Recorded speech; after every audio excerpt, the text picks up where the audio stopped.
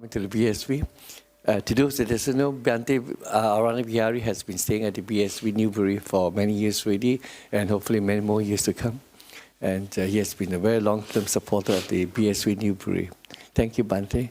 And welcome, Sally.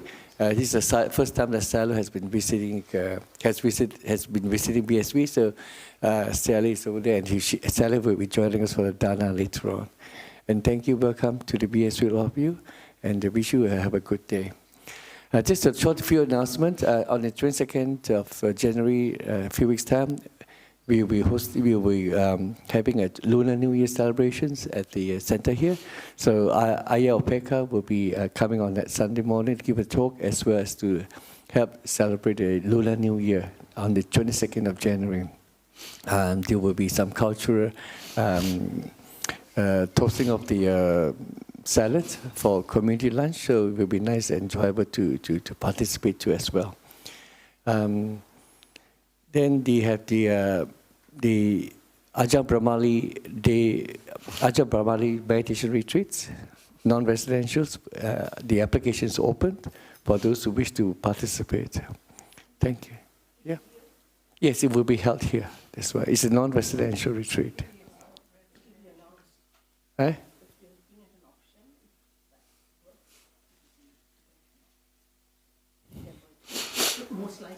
Yeah, most likely will be held here because during that time we just couldn't get any accommodations out there.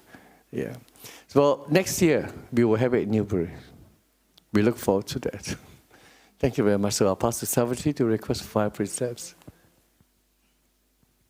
And please join us for lunch later on. Mayam Bhante. Tisarnena saha pancha silani yachama. Dutiyampi mayam Bhante. Tisarnena saha pancha silani yachama. Tatiyampi mayam Bhante. Tisarnena saha pancha silani yachama. Repeat after me, 3 when I chant. Namo tassa bhagavato arahato samma sambuddhassa. Namo tassa bhagavato arahato samma sambuddhassa. Namo tassa bhagavato arahato samma sambuddhassa.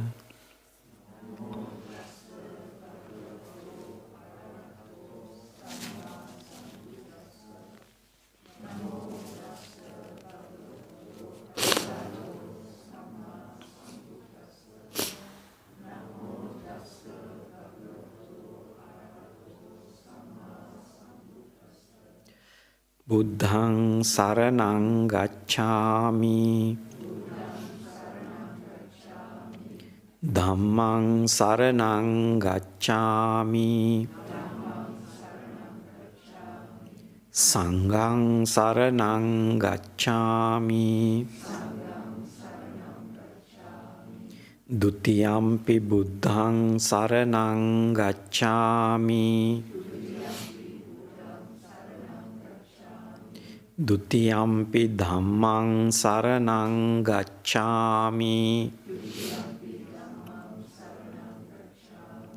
Dutiyampi saṅghāṃ saraṇaṃ gacchāmi.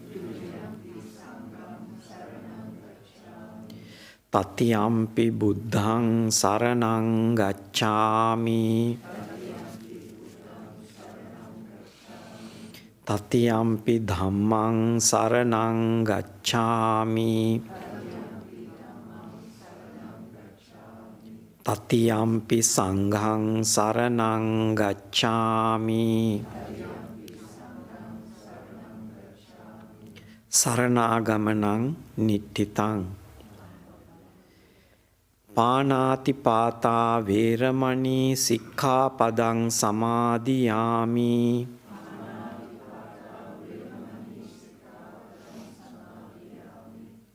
Adinādānā vēramaṇī sikkāpadaṃ samādhiyāmi.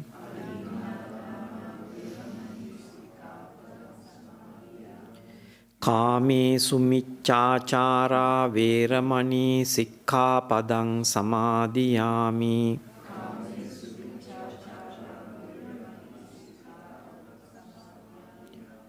මුසාවාදා වේරමණී සික්ඛාපදං සමාදියාමි.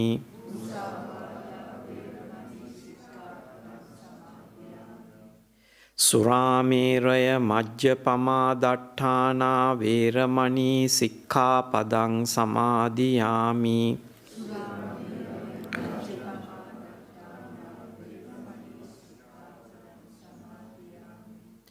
තිසරණේන සද්දින් පංචංග සමන්නාගත සීලං ධම්මං සාදුකං සුරක්කිතං කତ୍වා අප්පමාදේන සම්පාදේත.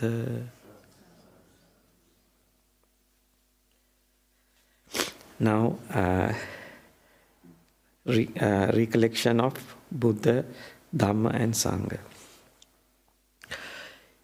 Itipiso bhagava arahang samma sambuddho vijjācarana sampanno sugato lokavidu anuttaro purisa dhamma sarati sattā deva manussanang buddho bhagavāti swakhato bhagavata dhammo samdittiko akaliko ehi passiko opanayiko paccatang veditabbo vinyuhiti supatipanno bhagavato sāvaka sangho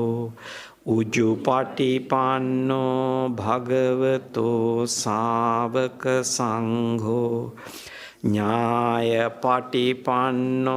භගවතෝ සාවක සංඝෝ සාමීචි පටිපන්නෝ භගවතෝ සාවක සංඝෝ යදිදං චත්තාරි පුරිස යුගානි අට්ඨ පුරිස පුග්ගලා ඒස භගවතෝ සාවක සංඝෝ ආහුනේයෝ පාහුනේයෝ දක්ඛිනේයෝ අංජලි කරණීයෝ අනුත්තරම් පුඤ්ඤක්කෙත්තං ලෝකස්සාති.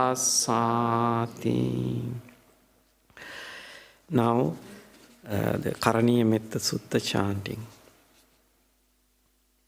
Karaniya matta kusalena yantan santang padang abhisamicca sakko ujuca sujuca suaco chassa mudu anatimani santussa koca subharoca appakiccoca sallahuka vutti santindriyoca nipakoca appagabbo kulesu ananugiddo naca kuddang samacare kinciyena vinyu pare upavadeyong Sukino akemino hontu sabbe satta bhavantu sukitatta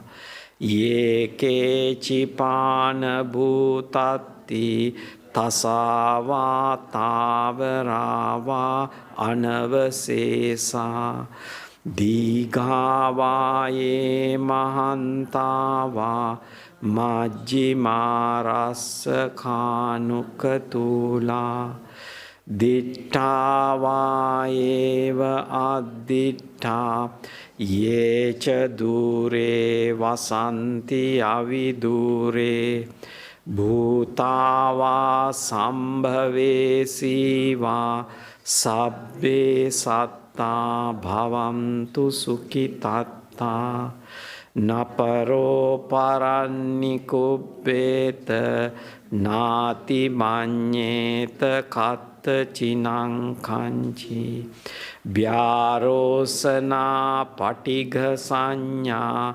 Ñāña mañasa dukkha micceya mātā yatāniyang puttang āyusā eka putta manurakke evampi sabba bhutesu mana sambhavaye aparimanang Mettanca sabba lokasming mana sambhavaye aparimanang uddhang adocha tiriyanca asambadang averang asapattang tittang charannisinno Sayano vāyāvatassa vigata middo etang sating aditteya brahma metang viharang idamahu dittinca anupagamma silava dassanena sampanno kāmesu vinaya gedang Nahi jatu gabba seyang punareti.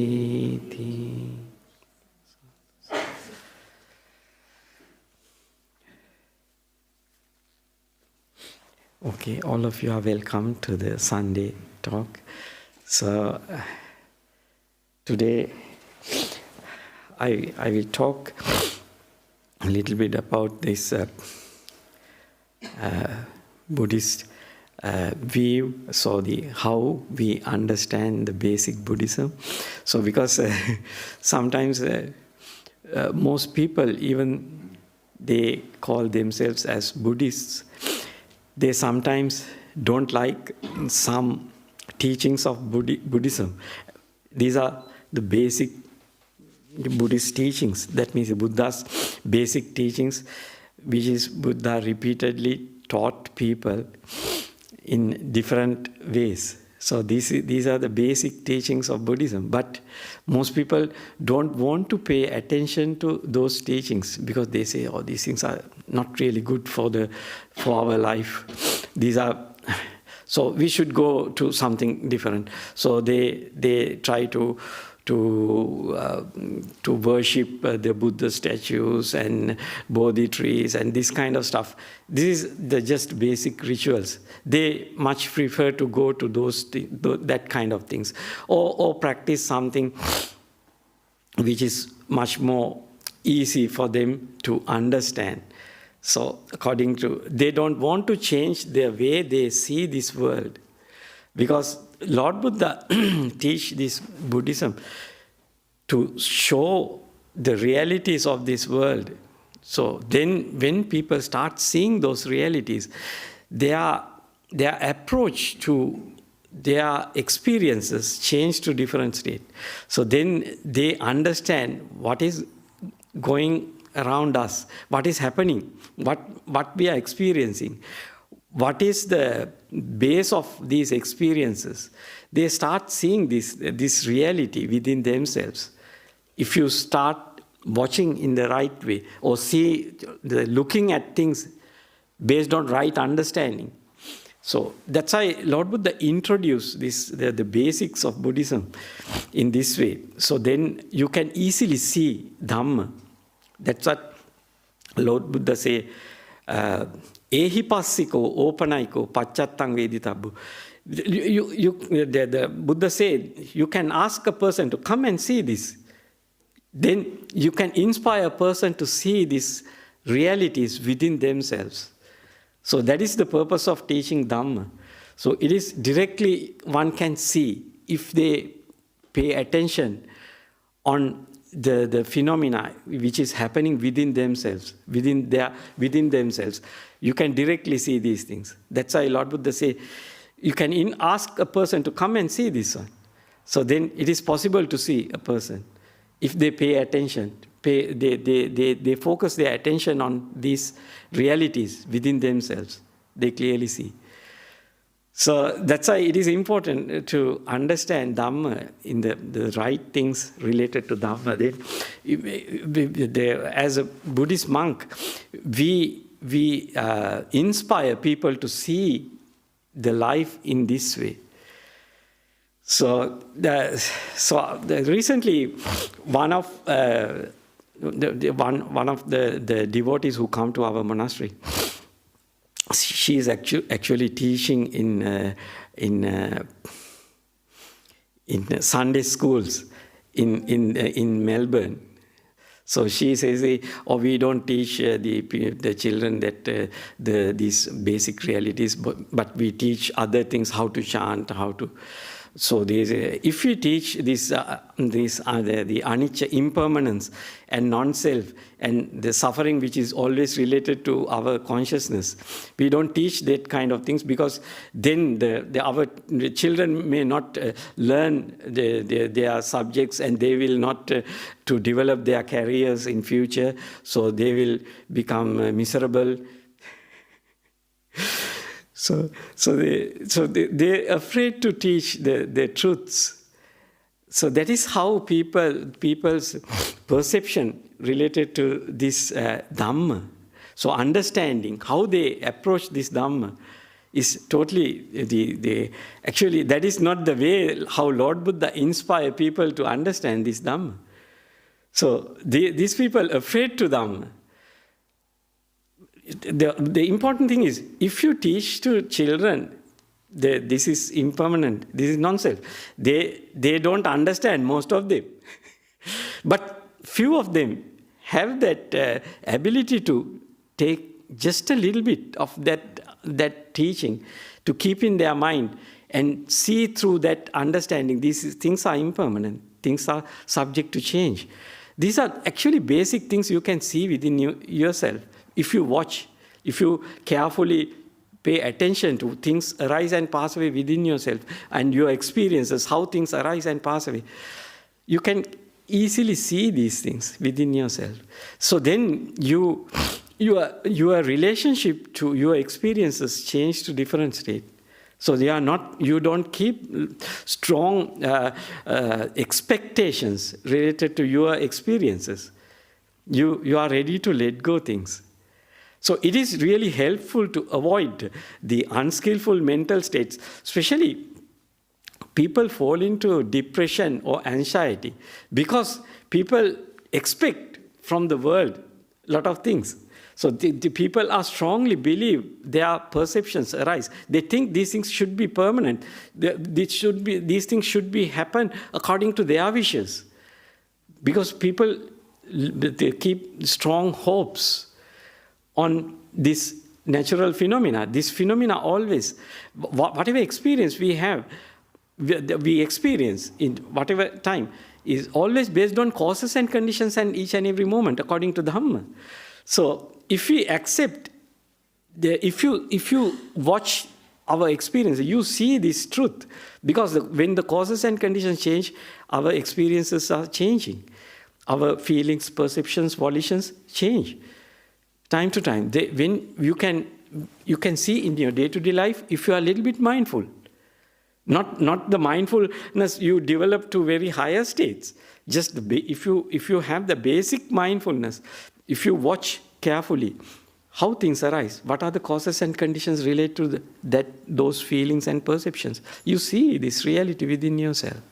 So it is not very complicated things. That's why Lord Buddha say this Dhamma, you can ask a person to come and see. So you just arouse you inspire them to see these things. So just then they pay, if they listen to you, so if you have that certain level of confidence and faith arise within themselves, then they pay attention and start watching these things, whether this is true or false. Then they directly see within themselves. So the paying attention is an important thing in the present moment, what is arising and passing away. So how these things, what are the causes and conditions associated with these things? So if you pay a little bit attention on these things, you can see This is not very complicated. We cannot understand. This is can understand. So once you understand, the important thing is your greed, hatred arise within you, getting diminished, getting lower. Because your expectations are lower. You know things are changing. Things arise based on causes and conditions. These are uncertain stuff, impermanent stuff. So then your mind gets soft, gentle, kind to yourself and all other living beings. So it comes by right attention. That is called right attention. That is called the sati sampajanya, the attention with right understanding. The mindfulness with right understanding. So then your mind gets soft, kind, gentle. So then your reactions getting better. So then your rough reactions or the unskillful reactions, you can let go and free your mind. So then I will read a sutta. So you can ask questions if you have any questions at any time. So I will read the sutta and how Lord Buddha say these things. How Buddha told people in those days and how Lord Buddha introduced people, this Dhamma.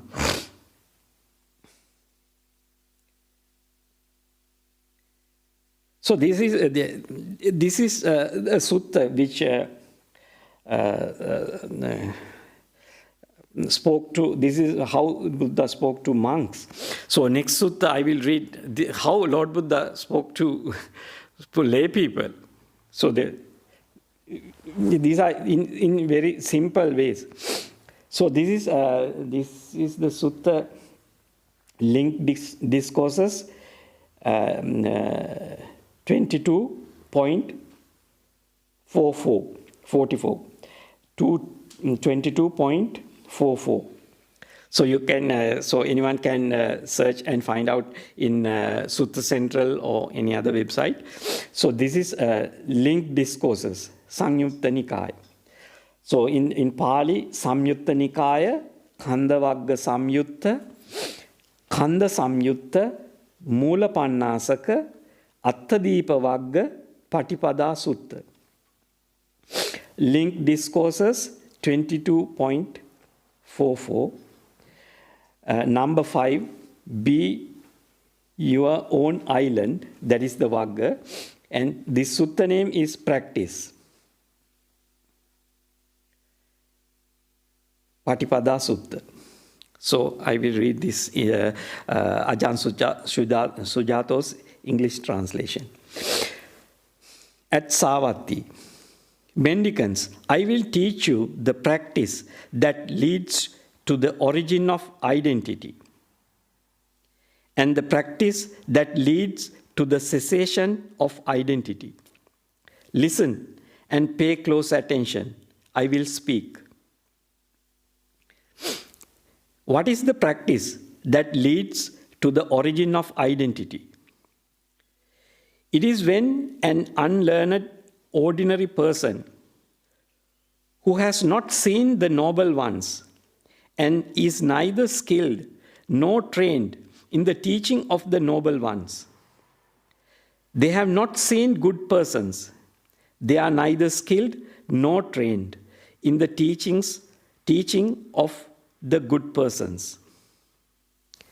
First thing, they regard form as self, self as form, and form in self, or self in form. Second thing, they regard feeling as self, self as having feeling, feeling in self, or self in feeling. Third one, they regard perception as self, self as having perception, perception in self, or self in perception. The fourth one, they regard choices as self, self as having choices, choices in self, or self in choices. The fifth one, they regard consciousness as self, self as having consciousness. Consciousness in self, or self in consciousness. This is called the practice that leads to the origin of identity. That is why it is called the way of regarding things that leads to the origin of suffering. So you are taking things in the wrong way. That's why you see an identity within your body, mind, and your feelings, perceptions, and volitions. Then next, Lord Buddha say, what is the practice that leads to the cessation of identity? It is when a learned noble disciple has seen the noble ones and is skilled and trained in the teaching of the noble ones. They have seen good persons and they are skilled and trained in the teaching of the good persons.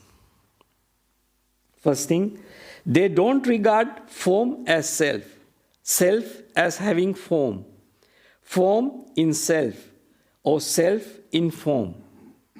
Second thing, they don't regard feeling as self, self as having feeling, feeling in self, or self in feeling. Third one, they don't regard perception as self, self as having perception, perception in self, or self in perception. Fourth one, they don't regard choices as self, self as having choices, choices in self, or self in choices. Fifth one, they don't regard consciousness as self, self as having consciousness, conscious in self, or self in consciousness. This is called the practice that leads to the cessation of identity. This is a practice. You have to practice it. This is not something just come to you. You have to practice. Then you start seeing the world in a different way.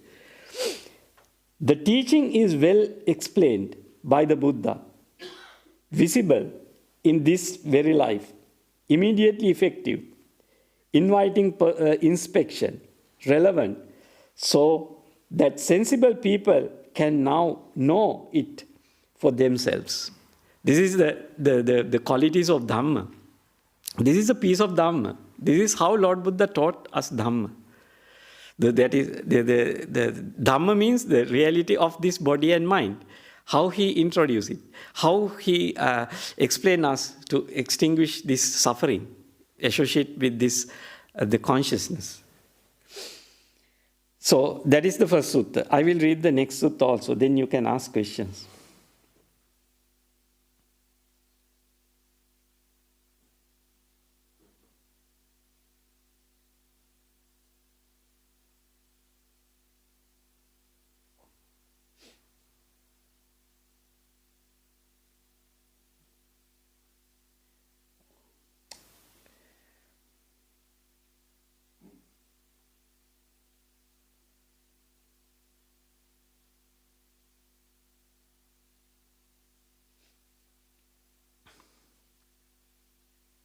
Okay, this is a sutta come in Samyutta Nikaya, Kandavagga Samyutta, Kanda Samyutta, Mulapannasaka, Attadipavagga, Sona Sutta. Link discourses 22.49 with Sona. So I will read this sutta. So I have heard, this is Ajahn Sujato's translation. So I have heard, at one time the Buddha was staying near Rajagaha, in the bamboo grove, the squirrels' feeding ground. Then the householder Sona went to the Buddha. The Buddha said to him, Sona, there are ascetics and Brahmins who based on form, which is permanent, which is impermanent, suffering and perishable, regard themselves thus, I am better, or I am equal, or I am worse. What is that but a failure to see truly? Or in other words, we can say, not seeing things as they really are. There are ascetics and Brahmins who, based on feeling, regard themselves thus: I am better, I am equal, I am worse. What is that but a failure to see truly? Because this feeling is impermanent, suffering, and perishable. The third one, there are ascetics and Brahmins who, based on perception, regard themselves thus: I am better, or I am equal, or I am worse. What is that but a failure to see truly, not seeing things as they really are? The fourth one, there are ascetics and Brahmins who, based on choices, that means based on intentions, will, they regard themselves thus: I am better, I am equal, or I am worse. What is that but a failure to see truly, or not seeing things as they really are? Fifth one, there are ascetics and Brahmins who, based on consciousness, which is impermanent, suffering, and perishable, they regard themselves thus: I am better, I am equal, or I am worse. In other words, I am superior, I am equal, or I am inferior. That is, what is that but a failure to see truly, not seeing things as they really are? There are ascetics and Brahmins who, based on form, which is impermanent, suffering, and perishable, don't regard themselves thus: I am better, I am equal, or I am worse.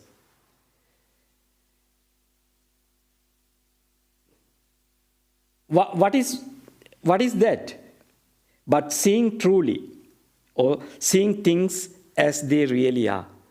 So this seeing is, Lord Buddha showed us in this way. Just how you are inspired to see this world. If you see things impermanent, suffering, and perishable, so you see things in a different way. So Lord Buddha said, there are ascetics and Brahmins who, based on feeling,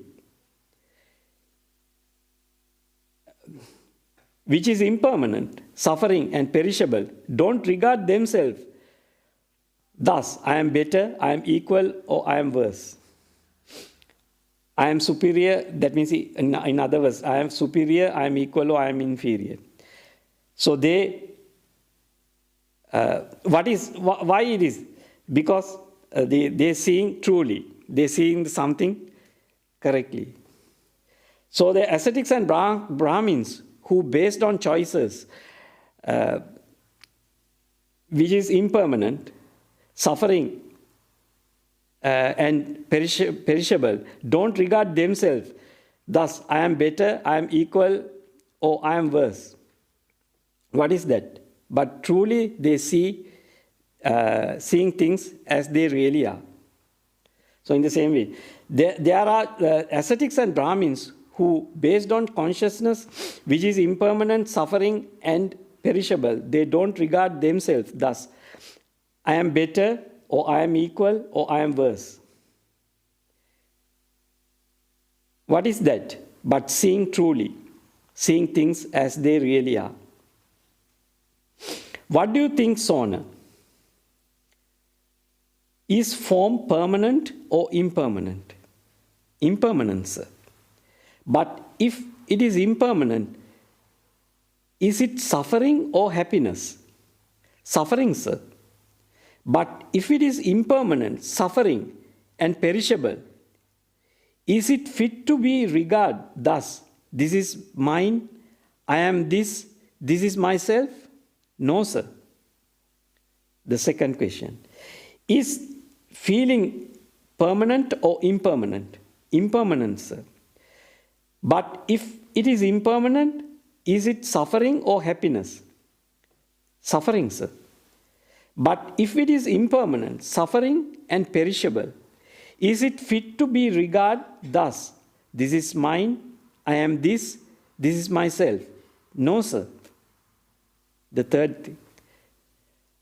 Is perception permanent or impermanent? Impermanent, sir. But if it is impermanent, is it suffering or happiness? Suffering, sir. But if it is impermanent, suffering and perishable, is it fit to be regarded thus? This is mine, I am this is myself. No, sir. Are choices permanent or impermanent? Impermanent, sir. But if it is impermanent, is it suffering or happiness? Suffering, sir. But if it is impermanent, suffering and perishable, is it fit to be regarded thus? This is mine, I am this is myself. No, sir. The fifth one. Are consciousnesses permanent or impermanent? Impermanent, sir. But if it is impermanent, is it suffering or happiness? Suffering, sir. But if it is impermanent, suffering and perishable, is it fit to be regarded thus? This is mine, I am this is myself. No, sir. So, Sona, you should truly see any kind of form at all, past, future, or present, internal or external, coarse or fine, inferior or superior, far or near, all form, with right understanding. This is not mine. I am not this. This is not myself.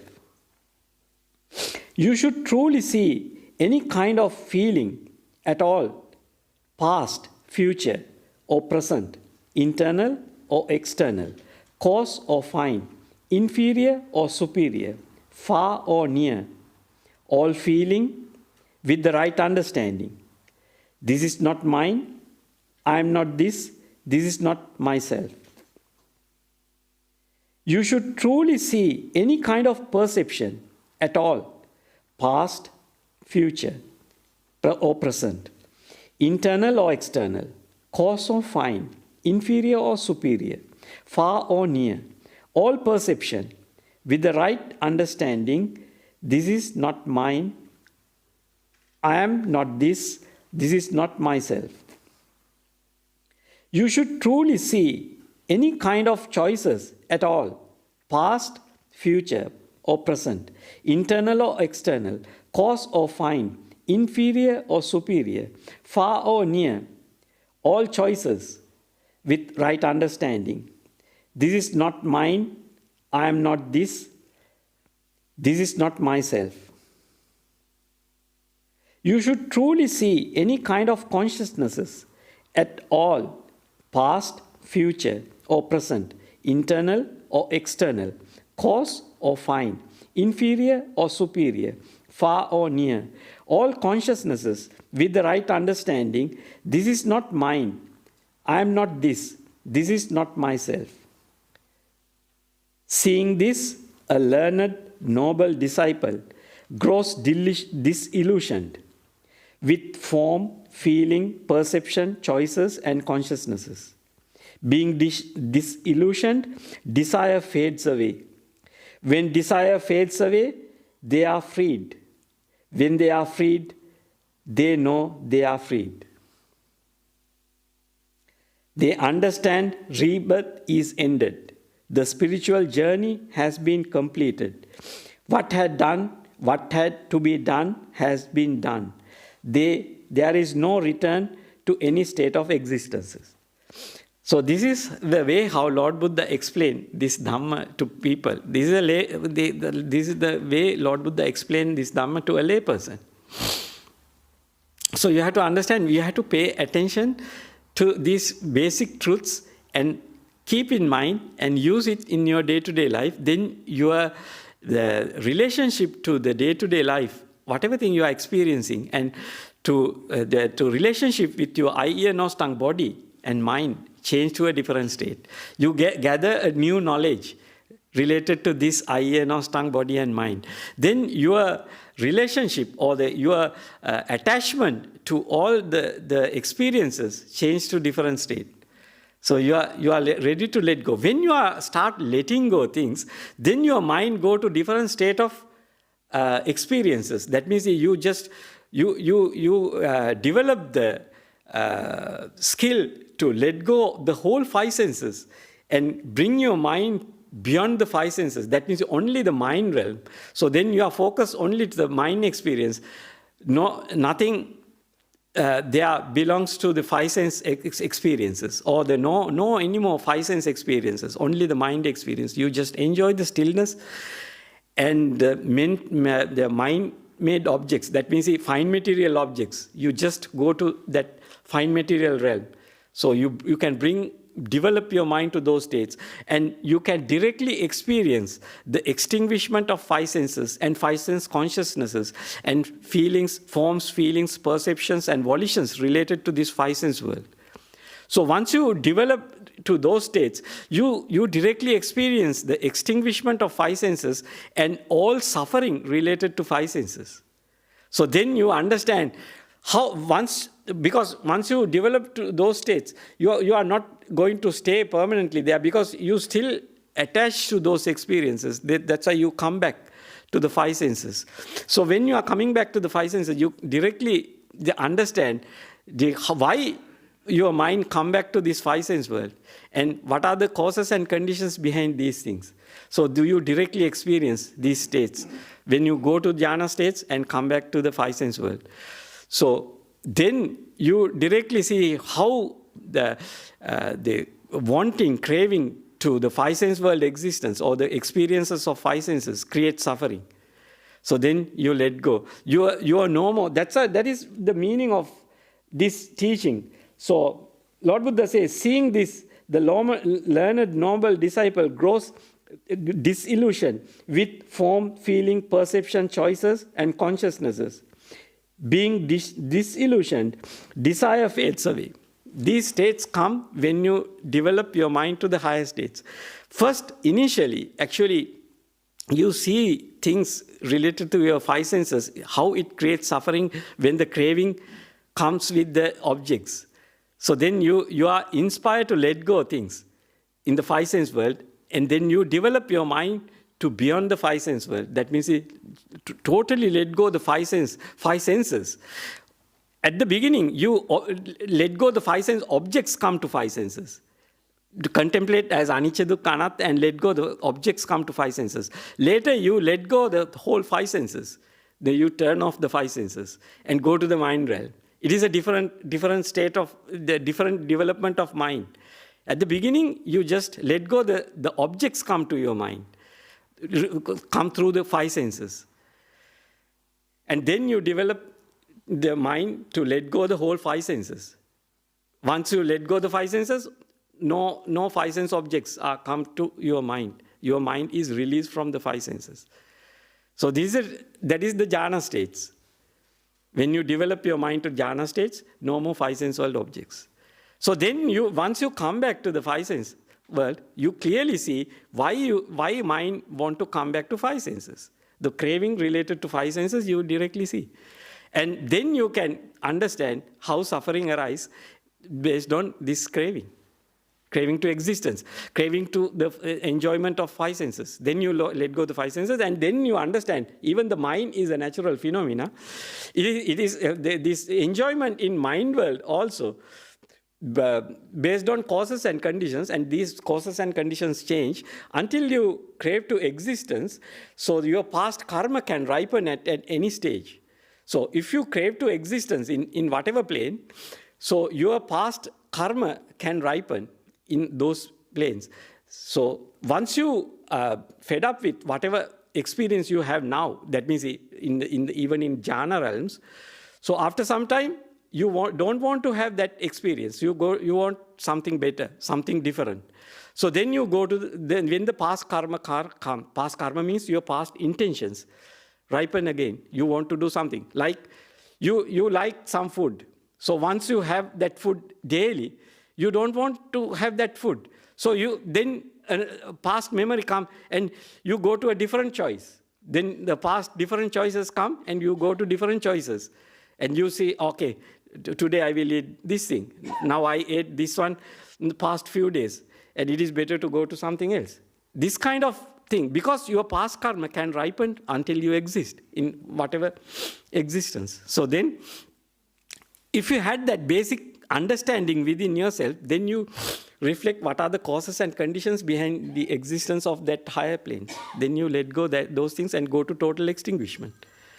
When you experience those total extinguishment, then you see why you come back to the mind realm existences. So then you cut off that craving. So then there are no more craving to whatsoever existence. So then that is the end of suffering. That is how Lord Buddha teach this Dhamma.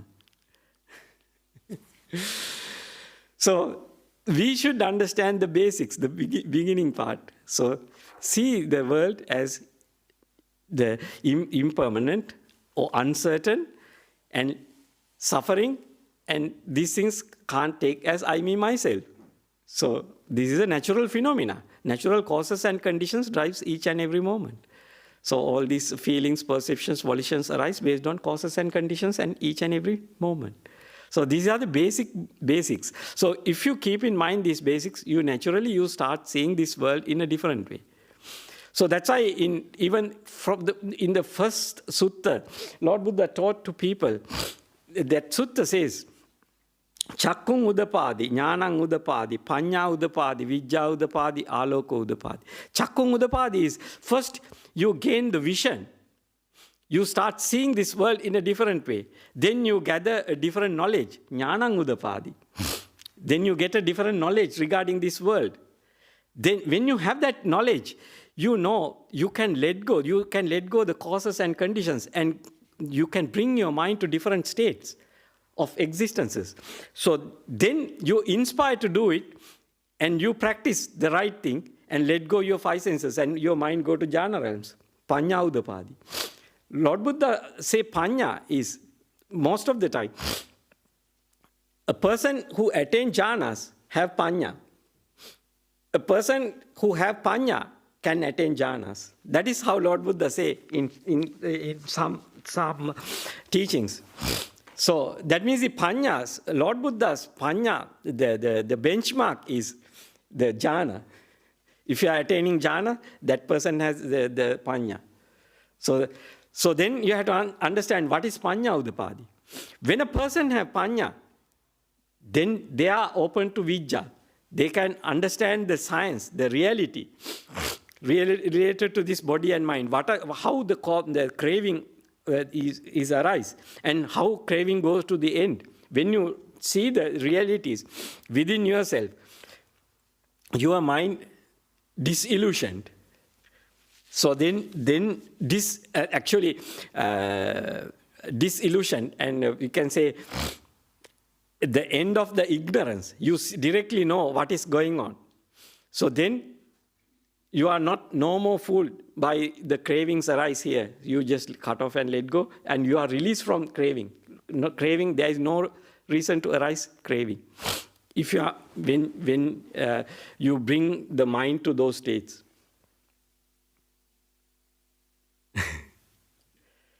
So if you have any questions, you can ask. Okay.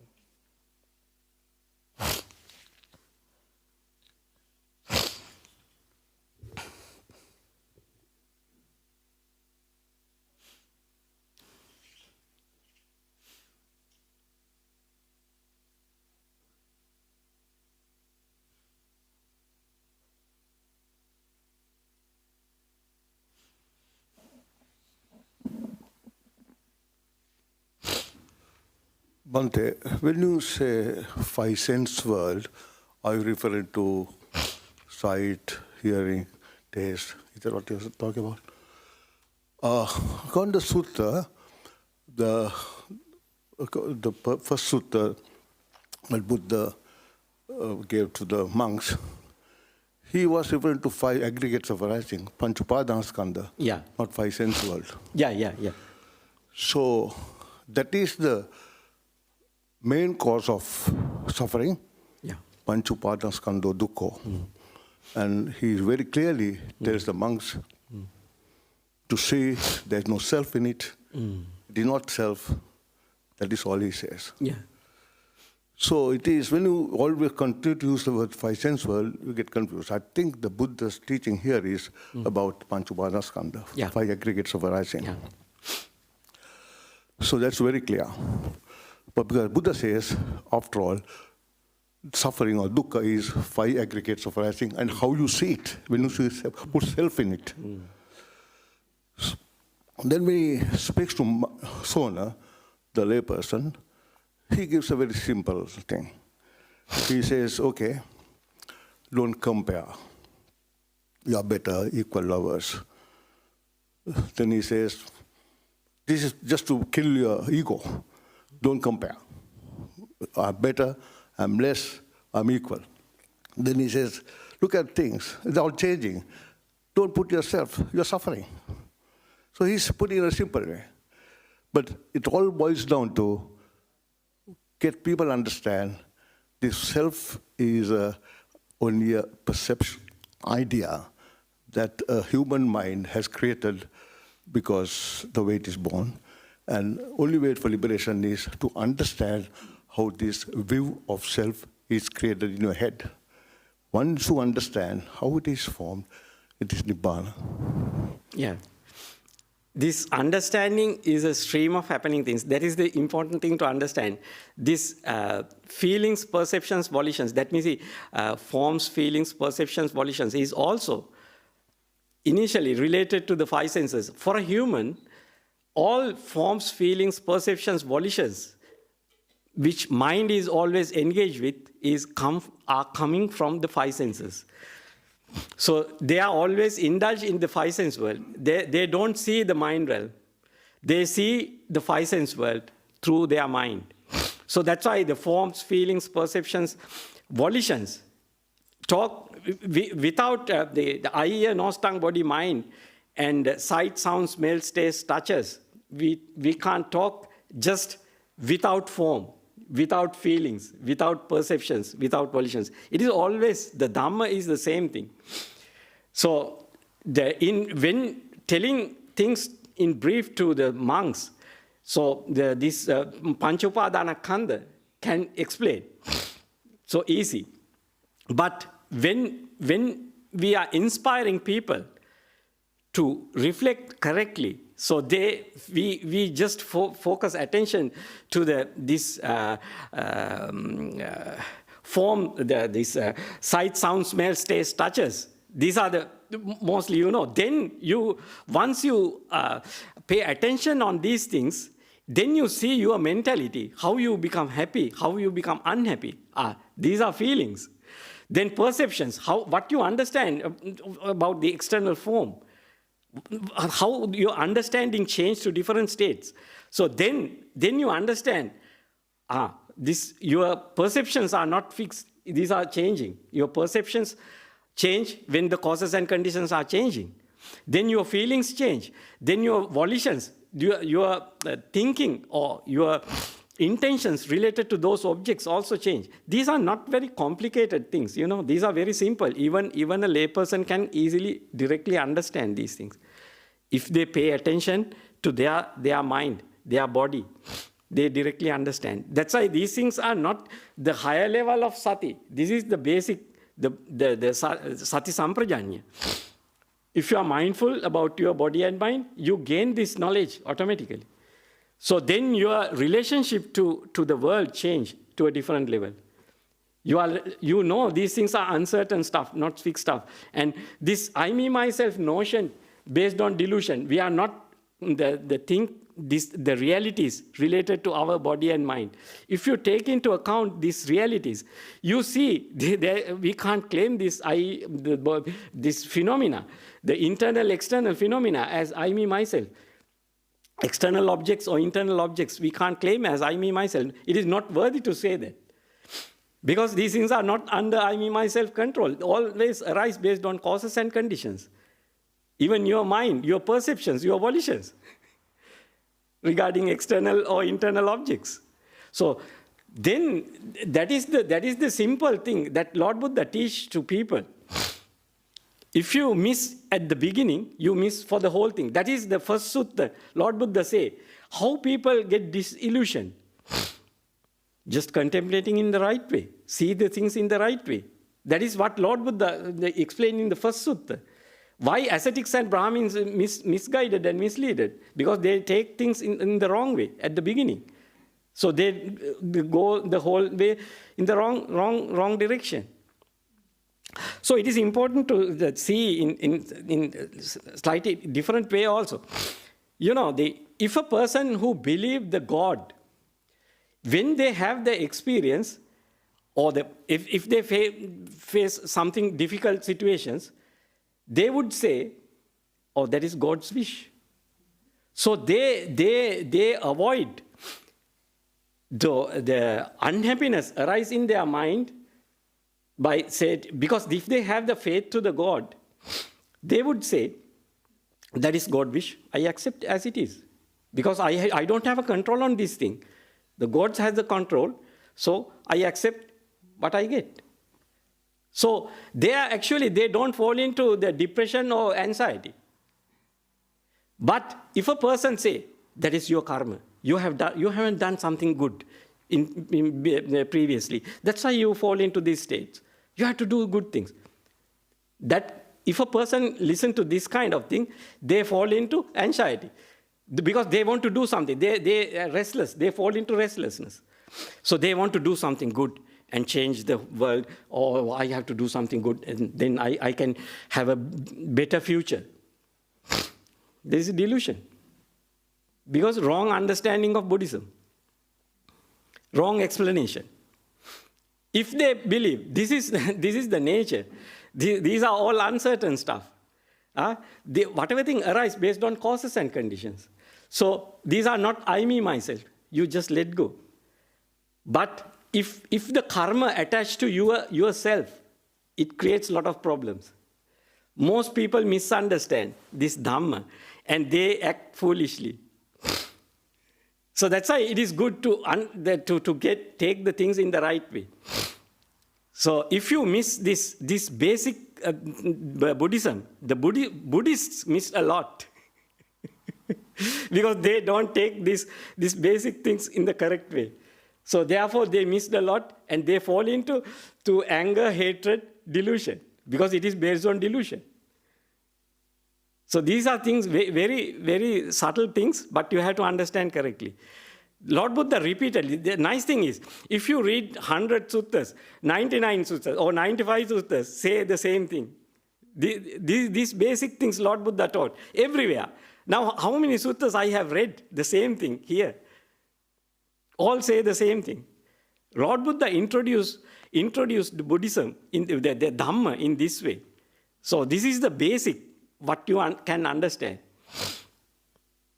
You should not think this is very complicated. Oh, we would understand after we develop the whole path and go to the jhanas, then we will understand. That is wrong. Lord Buddha said, just seeing the people who practice the path, you get this understanding, this knowledge. These are basic things. And when you use that knowledge with the faith and confidence, then you see the world in a different way and you gather a different knowledge and different understanding. Then you come to a different practice. You relate to your world in a different way. Then you start letting go and free your mind. And you see suffering is always associated with the conscious system.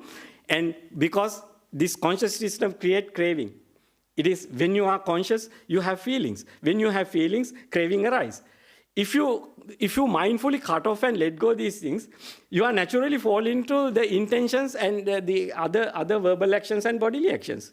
This is a natural flow of happening things. So when you know these things and when you are mindful, you can avoid You can stop at that point. You can cut off and let go, free your mind. Third noble truth. Yeah, then you are practicing the third noble truth and suppressing the second noble truth, craving whatever thing arises within you. So this is the Dhamma. This is the knowledge of Four Noble Truths. This is the basic of Buddhism, basic Buddhism. Cora, sorry, we've got some online questions. Could we just alternate? I'm sorry. Is it all right if I go ahead? Yeah, okay. Okay. Okay. Well, Okay. well, I probably won't be brave enough to come out again. So. Oh, go ahead. Thank you. A week or two ago, when you were last here, Bhante, I asked a question about being humble. And I said Christians have been brought up to be humble. Yeah. And I also mentioned the start of the Metta Sutta, where the Buddha talks about being humble many times, contented, easily satisfied, unburdened with duties, and so on and so on. And I was just going to ask you do you think it's very difficult for human beings to be humble, to open their minds like you kind of need to do in terms of the Buddha's teachings? Yeah. Because they do ask us to open our minds, don't they? These teachings, to understand something that's in a way counterintuitive. You know, we've been brought up in that way. So my question is, how important do you think being humble is in this process? Thank you. Yeah, this humbleness comes how you think about things, because naturally the craving arises within yourself, and wanting and this judging whether this is the better or good or better or worse. So our mental process is automatically run based on delusion. If you are mindfully don't control this one, or how you were inspired to see this world is important. So then, otherwise, naturally, this mind works in that way. You have choices, you have feelings. So then you act accordingly. Then you gauge the things, or you measure whatever thing you have and whatever thing other people have. So then your humbleness comes based on how you see things. So you have to mindfully see the world in different other ways. So that's why you have to train the way of seeing at the beginning. That's what I think that's what I can tell you as an answer. Otherwise, humbleness is you can practice as a practice to be humble and how to be humble, these things. But that depends on the society where you live. You are humble in some issues, and you are not humble in some other issues, because that is your training come from your society. So that's why view is important. When you see things in a different way, then you are humble all the time. You let go things. It is come in a different place. So these are because this humbleness of different behaviors, different values come to you based on where you born and lived. So that is a different case.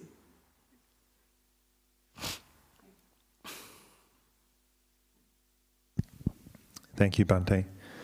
The first online question we'll have, I'm not sure how many we have time for, it relates to this false comparison of I am better, I am worse, or the same as. And the person's asking really two questions about that. One is it because of the truth of impermanence that is wrong? Yeah. There's no better, worse, or the same. And the second question is, can you give us any tips to weaken this feeling of comparing in daily life? Yeah, the important thing is impermanence and non-self. These things are, because we think I am like this, I am in this way. But whatever thing we think as I is not fixed and permanent. These things are changing. Sometimes our choice is, we choose a certain, the one model of car. This is my car. I like this car. This is my choice. But once another person come and your friend come, he's an automobile engineer, and come and say, oh, this model has the design fault, so that's why this problem. So sometimes you haven't seen that fault. This guy come and show, because he's expert. So then you go here and there, drive the car, and you see, then you start seeing the fault. Then your perception totally changed to a different level. Then you don't say this car is the best. You say something else. That sometimes that engineer introduces another model or the better version of the same car. So then you go to that one. Your perception changed to a different one. So who you are? So there is no fixed person. So that's why the conceit come from the delusion. Because there is no fixed personality here. It is momentarily. Each and every moment there is a person. But when the causes and conditions change, he is changing. There is no fixed personality. But your form, you have an identity card. You have an identity. It is a conventional world. It is a convention. So we can identify people because each and every person has their own characters and all these things. But these are not fixed things. These are subject to change when the causes and conditions are changing. Sometimes people in early stage, they do a lot of stupid things. Later they learn and associate with good people and their characters change to totally different level. So there is no fixed person. But their external form may not change. Their body may not change. But their way of thinking and interacting with the world may change. So that's why there is no fixed personality. So we have to understand these are impermanent stuff. So measuring, the gauging is not much useful. But when you are living in this conventional world, the world based on conventions, so they have that measuring and gauging methods, and otherwise they don't give you a job. They first ask what are the qualifications you have, what you have done, what past, everything they check. So it is a part of the world. You have to accept that as reality. But this is not this is not true in deep sense. When you see how things are changing, and then you can let go things. No need to gauge. When it is a way of freeing your mind. Because when you take things as I, me, myself, these are, then you try to build up a person. But you don't aware that your values are changing all the time. When you are learning things, when you are practicing things, when you are encountering some situations, your values are changing. How you think about things are changing. So this is the nature. This is the natural flow of happening things. These are not under anyone's control. Causes and conditions drive this consciousness, values, and everything. So that's why Lord Buddha showed us a path to have some deeper experiences. Once you have these experiences, you no more value any sort of a consciousness. Because you know how delusion drives this consciousness. And how delusion is necessary to exist this consciousness. You see all these things. Then once you directly experience these things and directly review and understand, then no more craving there and that stream of consciousnesses. Because when you are experiencing those things, the wisdom come to you. You directly see and understand what is good and what is bad. So then you let go all bad stuff. That means you no more craving to whatsoever existence. Why? If you exist in whatever level, so there is the tendency to ripen your past karma, and your consciousness is also not a fixed thing. It always based on your past karma. Whatever thing you feel, whatever thing you perceive now, always based on your past karma. It is a part of the system. It is a part of the consciousness. That's why avidya paccaya sankhara, sankhara paccaya vijnana. According to Paticca Samuppada, this is dependent origination. Delusion is the root cause. That's why the sankhara arise, the adverting the mind is arise, and then the mind consciousness arise. It is a stream of consciousness. It is a part of the stream of consciousness. So that's why when it go to the total cessation, there is no more existence. So no more exist any whatsoever level. So that's why that is the end of suffering. Otherwise, there is a tendency to ripen the past karma because you are still attached to the existence.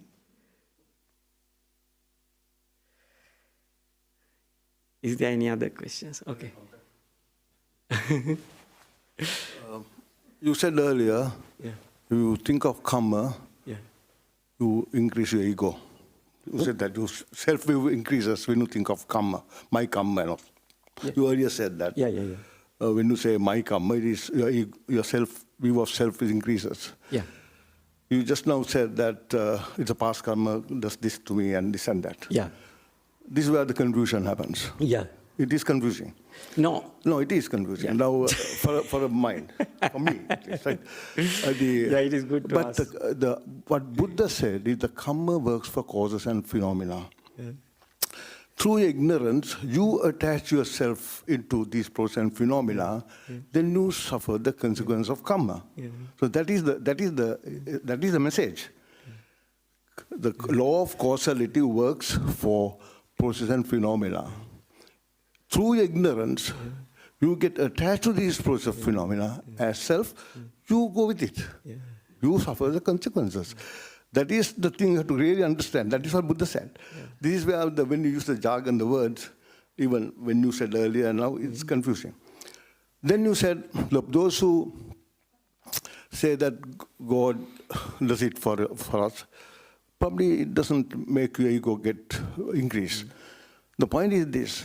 Buddha said elsewhere in the Dhamma, you don't do it, somebody else doesn't do it, it doesn't happen automatically, it happens due to the causes and conditions. Am I right? There's a sutta like that, right? So, but those who believe in God always think the God does it. That's like somebody else is doing it. So it doesn't really give the solace of non-self because you think somebody else is doing it. As somebody said, if you have a view of self, we all have, you always in the back of your mind, you think there is something somewhere who is stronger or powerful than me or be of some help. Could be God or a dead relative or some deity or something.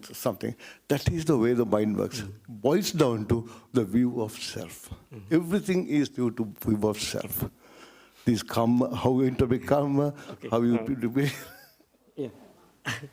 No, this is, I don't speak much about the other believing God because it is a way of how to reduce the I, me, myself, the giving importance to, we are everything under our control. That is called Sakkaya Ditthi. So it is called personality view. So the other part you explain is it is the common misinterpretation of Buddhism. I will say. It is the common, because the karma is not your karma. If you take the karma as your past karma is your karma, it is totally misinterpretation. That is the misunderstanding of Buddhism.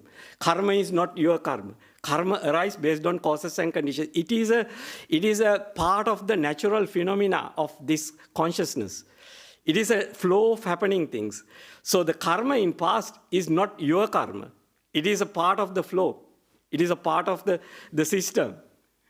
So if you take as it is your karma, it is delusion. That's why karma, the past karma ripen when there are causes and conditions are come to ripen those things. Otherwise, those things never get ripened. These are the important things to understand. So if you are mindful in present moment, you can avoid the causes and conditions which gives ripen to all past akusala karma. So that's why people can liberate themselves from the akusala. Because if you have the right attention or the right mindfulness or right wisdom arise in the present moment, you can avoid. That's why the karma is not your karma. Karma is a part of the system. So people misinterpret this karma, and therefore they confused with the karma take as I, me, myself. So in other religions, they believe God. Because they believe God, they don't take the responsibility as all the whatever thing I get is because me, myself. Because the Buddhists misunderstand karma and take their karma as their karma, and they blame themselves or they blame other people. See, all akusala, all the unskillful actions arise because delusion. This karma is not I, me, myself. It arose based on causes and conditions at each and every moment in the past. So if you understand in the present moment in the right way, you get the opportunity to opening, to let go things, not to blame yourself or not to blame others, but do the right thing in the present moment. So that is the most important thing. That is the important knowledge you have to develop. When you see the world in the right way, you get the knowledge how to deal with the present moment correctly. So then you develop the right practices and right mentality related to the present moment. That is the most important thing. Otherwise, you blame to yourself or you blame to others. Because you don't have karma or others have better karma, I don't have better karma. All this comparing come, I, me, myself. That is delusion. Then you think everything under my control. I have to do things. So doing things create more problems. If you understand the truth within us, first thing, we stop all doings. We let go doings. We still let the things still and fade away and disappear. Doings create more problems. Doings come from delusion, not understanding the flow of happening things. You can see that in the even Noble Eightfold Path, Lord Buddha show the Veramani, this Panatipata Veramani. Veramani is the avoid doing bad things, not doing new things. Even Noble Eightfold Path, avoid doing bad things. Only allow the doing to the non-greed, non-hatred based actions. Because when you are living in your day-to-day life, you have to act properly, act in this life. So then you can choose the non-greed, non-hatred based actions, verbal actions, bodily actions, to live in your day-to-day life. So that's what Lord Buddha say to do.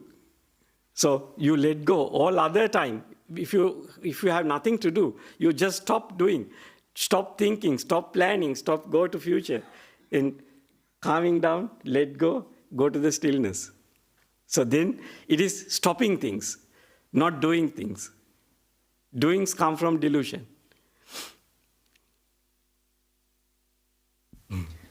Thank you, Bhante. Unfortunately, we need to finish today's session.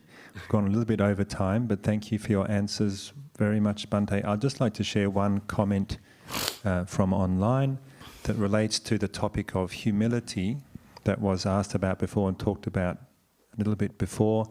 And the person's comment is, the concept of humility can often employ comparison. So just to, that I am lower than other people, I am low. So it might not always be helpful, someone's just comments. I thought I'd share that one. But thank you very much, Bhante. We will finish now and pass back to you. Okay, now pay respect to Buddha, Dhamma, Sangha and finish.